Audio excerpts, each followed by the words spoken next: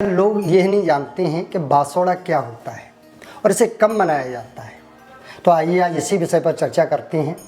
जब हमारे यहाँ होली महोत्सव मनाया जाता है तो उसके लगभग 7 या 8 दिन बाद जो अष्टमी पड़ती है उसको हम लोग शीतला अष्टमी के नाम से जानते हैं। और इस दिन माँ शीतला का पूजन किया जाता है और उससे एक दिन पहले रात्रि के समय शाम को भोजन बना करके तैयार किया जाता है और उसी भोजन को माँ शीतला को भोग धराया जाता है अगले दिन।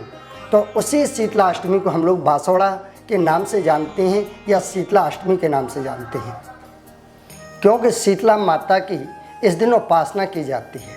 और जब हमारी बसंत ऋतु उत्तरार्ध में होती है यानी समाप्त होने वाली होती है और ग्रीष्म ऋतु का शुभारंभ हो जाता है, इस समय शीतल यानी चेचक रोग का जो संक्रमण है वह प्रकट हो जाता है और उसका यही मुख्य समय होता है चैत्र, वैशाख, जेठ और आषाढ़। इसके कृष्ण पक्ष की अष्टमी जो तिथि होती है शीतला माता की पूजा अर्चना हेतु समर्पित होती है और ये शीतला अष्टमी के नाम से विख्यात है। इसी को हम लोग बासोड़ा कहते हैं। होलिका दहन के बाद में पहला सोमवार पड़ जाए या गुरुवार पड़ जाए, इस दिन बासोड़ा का जो त्यौहार है वो मनाया जाता है। और इस बार 1 अप्रैल 2024 की रात्रि 9:09 से 2 अप्रैल की रात्रि 8:08 तक शीतला अष्टमी है। तो 2 तारीख का व्रत है और 1 तारीख को बासोड़े का पूजन है। शीतला अष्टमी के दिन माँ का पूजन अर्चन करें और अपने जीवन में खुशहाली लेके आएं। जानते हैं कि शीतला माता कौन है। इस बारे में ये जो शीतला माता होती है ये माँ पार्वती का ही रूप है और इन्हें आरोग्य और स्वच्छता की देवी माना जाता है। स्कंद पुराण में शीतला माता के स्वरूप और उनकी सुंदर कथा का वर्णन मिलता है।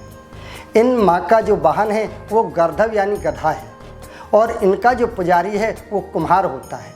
माँ के हाथों में कलश, सूप, झाड़ू और नीम के पत्ते शोभा पाते हैं और शीतला माँ के पूजन में घर में धन धान की वृद्धि होती है और जो कमी होती है वह दूर हो जाती है। परिवार में बड़े और बच्चे निरोगी बन जाते हैं।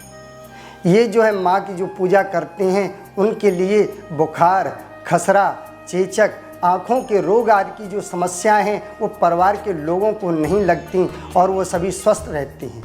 इसलिए माँ का ये पूजन किया जाता है।